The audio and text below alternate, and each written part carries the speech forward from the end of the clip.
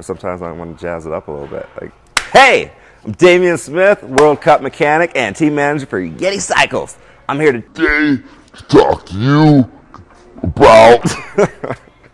You do the MTV style? Hi, I'm Damian Smith, World Cup mechanic and team manager for Yeti Cycles, and today I'm going to teach you how to grease the rails and do a bolt check on the 303. So the first thing we're going to do is remove the shock. It's a pretty easy process, 2 5mm Allen keys. The reason why we're going to do that is so you can get a good feel of the rails and all the bolts. So let's go ahead and do that. So the 2.5.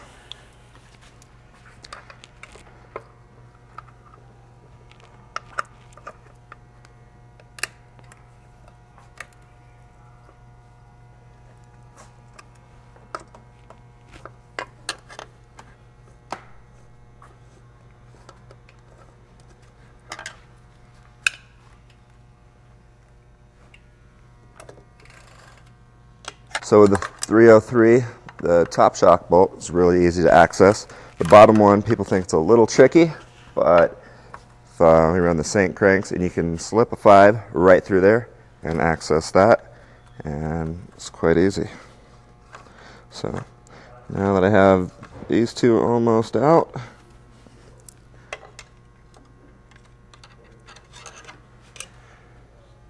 what we're going to use is a special Yeti tool. Basically all it is a modified punch. So we're going to use this punch to knock the bolts out. Alright, so Yeti punch.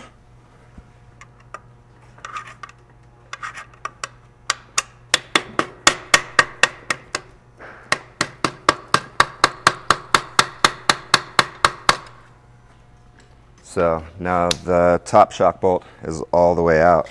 You can compress the rear wheel and then use the punch again to push out the lower bolt.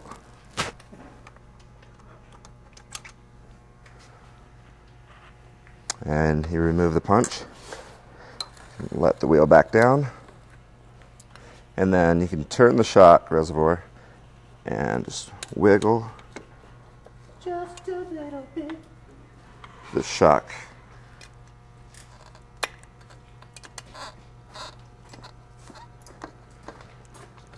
Right out. So from here you can get a good feel on how the rails feel. And so now we're going to lube them. The grease that you use, there's quite a few different greases out there you can use. There's white lithium grease. It's recommended. Myself, I like to use something a little lighter. Found the special grease from Shimano, works really well. We're going to go ahead and use a little special blend mixture that I've made.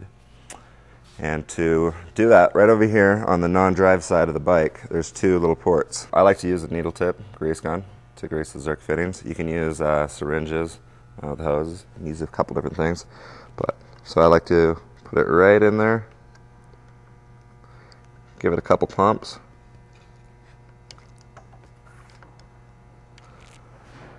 Clean off the excess grease. And then there's also a lower car.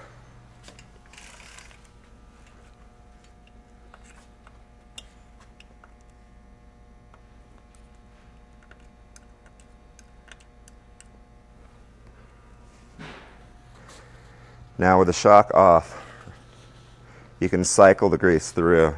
You can do this with the shock on by just sitting on the bike and compressing the rear suspension. But when it's in a stand like this, and we're going to do our bolt check here in a minute, it'll help us with that. So you can cycle it through, and you can see the grease, putting lines in there. That means it's cycling through, and it's on the rail. It's in the car. All the bearings inside are getting lubed. So what you want to do is just go ahead and clean the grease, extra grease off from there.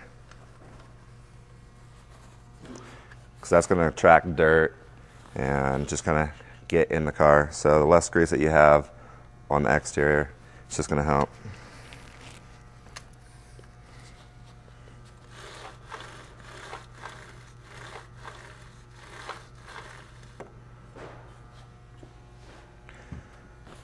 So when greasing the rails, it's just like a chain. After every bicycle wash, water gets in there. That's the number one thing to corrode the rails is water. So all you want to do is just get the water out of there. You're just pumping it full of grease and displacing all the water with it, and so they run smoothly for years to come. Next thing we're going to do is do a bolt check. Bolt check is important on every bike, just to make sure everything's working properly and tight so you don't have any catastrophic failures on the trail. There's a few key bolts that I'm going to show and go with you and what you're looking for. So let's go ahead and check that out. It's really simple. All you're going to need is 3 tools. You have a 5mm, 4, and a 3. So first 2 bolts we're going to go through are the eccentric, which is right here on the top, and it's accessed through the top port. You want to make sure that these bolts are snug but not over tightened.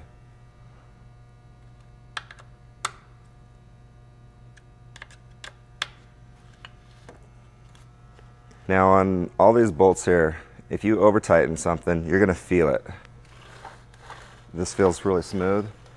You over tighten the eccentric, it's going to bind.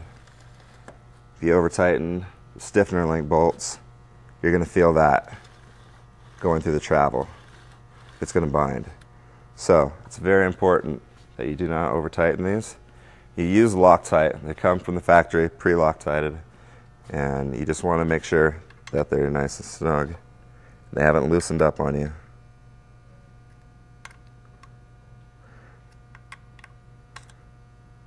These 4 are pinch bolts for these bearings right here and right here.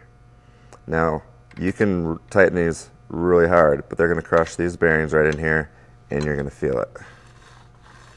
You might not be able to feel this with the shock on, but you can really get a good feel for it with the shock off, and that's one of the reasons why I like to take the shock off. There are 2 4mm bolts right down here.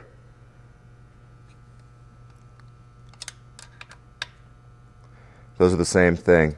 Those are pinch bolts for these bearings right here and right here. You can over tighten these and they will crush the bearings and it will make everything bind. And there's also 2 more bolts, which are these that are 4, which hang on to the pins that go through here.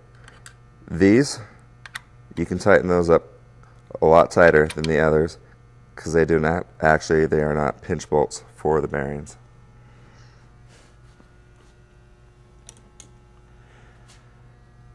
Now for the rails, we have 4 bolts right back here,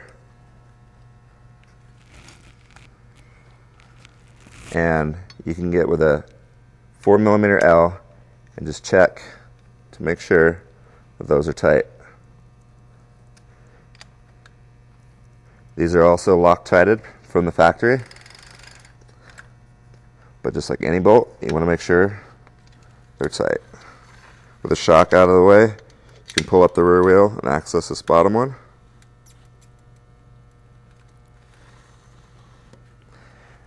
And for the top rail, there's 2 bolts right here, and another bolt right back under here with the shock. Once again, shock out of the way, you can access that. And those, you can crank those down pretty tight and they're Loctited. And if you take them out, any bolt that needs to be Loctited, you want to re-Loctite that again. Let's still check. Okay. There are 2 key bolts that you definitely want to check every single time the shock is out because you can't access them with the shock on. So if you happen to have your shock out, just go ahead and give them a check. They're right back under here. You can lift up, compress the suspension. There's 2 right here. These hold the plate onto the car.